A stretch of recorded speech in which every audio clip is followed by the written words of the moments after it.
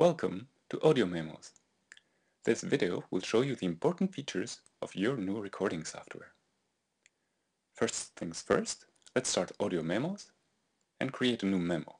Just touch the icon to launch the application. As you can see, there's a nice big record button on the bottom of the screen. Let's press it. Welcome. You can easily pause your recording at any time. Playing it back is just as straightforward. Welcome. You can of course add a title to your memo to help you find it back later. Let's do that. Touch the cell containing the current title. As you can see, a little X appears on the right. Press it to erase the title, then just type what comes to your mind. When you're finished, press the done button. This will bring you back to the list of memos. As you can see, every item on the list displays the most important information about a memo. If you want more details about a memo, just press the arrow next to it. Now, imagine you want to add one more thing to that recording we've just made. It's easy.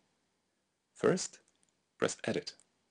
Then, press the Record button. To Wonderland. Not convinced this was what you wanted to record? No problem. Let's go back and change it. Confirm. To the real world. Welcome to the real world. There. Done. Now, let's share a memo with a friend. Press the Send button. As our friend has an email address, we'll send him an email. Fill out the To field with his email address.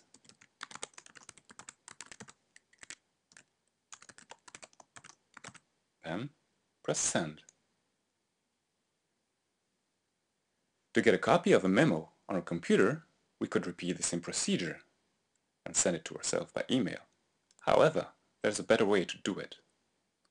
First, make sure your computer and iPhone or iPod are connected to the same wireless network. The network indicator in the status bar on top of the screen displays we're connected to a wireless network. We'll assume it's the right network. We'll need to have audio memos running during the entire procedure. Now, on your computer, let's open a web browser and go to Imesart.com. Then, click the Connect to your iPhone to download files link. The first time we try this, you'll get a message on your iPhone.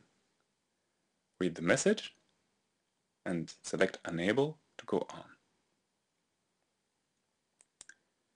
Go back to your web browser and try Connected again. A list with all our memos appears. To download a memo to your computer, right-click the name of the memo you want to download and select Download As. Click Save, wait for the transfer to complete, and you're done.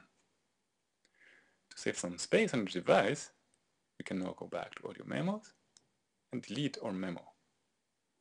For that, we just swipe our finger on the memo and confirm by clicking Delete. We will now expose some features found only in the paid version of Audio Memos. Let's create a new memo. This time, instead of pressing the Record button, we'll press the plus button. As you can see, this lets us change the quality and the stereo settings before we start recording. Now, say you want to record only when there is actually something to record, and silence is usually not something you want to record. For that, we'll select Voice Activated Recording. A sound meter appears and lets you choose the level of sound which will start the recording. First, set the level that fits your needs. Then, press Start Listening. Recording will start when the sound level is high enough and will last as long as it stays high enough. As you can see, the sound meter turns from yellow to red when this happens. The standard sound meter, down here, and the pause button also give you an indication that recording is taking place. Another way to start or stop a recording is using a timer. It's quite straightforward. First, set a time interval, and then press Start Timer. When the counter reaches 0, recording will start or stop accordingly. While recording, you might want to keep track of important events, as for example, if you're doing an interview, it might be good to highlight the beginning of a new question. To do that, just press the Add Bookmark button. Later, when you're listening to your recording, you can go back and forth using the Next and Previous buttons.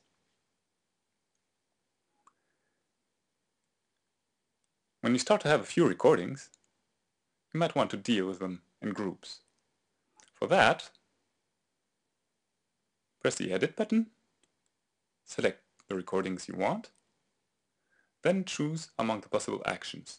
Here, we'll send the recordings to an FTP server. So first, we touch Send. Then, if you haven't done so, you have to set up a server configuration. You can also add a new one at any time. In both cases, you'll have to touch the Add FTP server. Then, you'll have to fill in the different fields. Please note that Audio Memos does not provide you with an FTP server. Contact your IT specialist for more information on how to have one. Once you've correctly configured your FTP server, just press its name and the recordings will be sent to it. Let's send the recordings to the server named Personal Server. As you can see, the network activity indicator is visible in the status bar. This means your recordings are being sent. Do not exit Audio Memos while this indicator is visible, as this will result in incomplete transfers. With the paid version of Audio Memos, you can access your recordings using the Finder or Windows Explorer. As with the web browser method, your iPod or iPhone and your computer have to be on the same wireless network. On your iPhone or iPod, press the I-shaped button. On the screen, you can now see a link composed of numbers. You'll have to remember this link. On a Mac, go to the Finder, and then press Command K. In Windows, open the Explorer and press Alt. A menu appears. Click on Tools, then on Map Network Drive.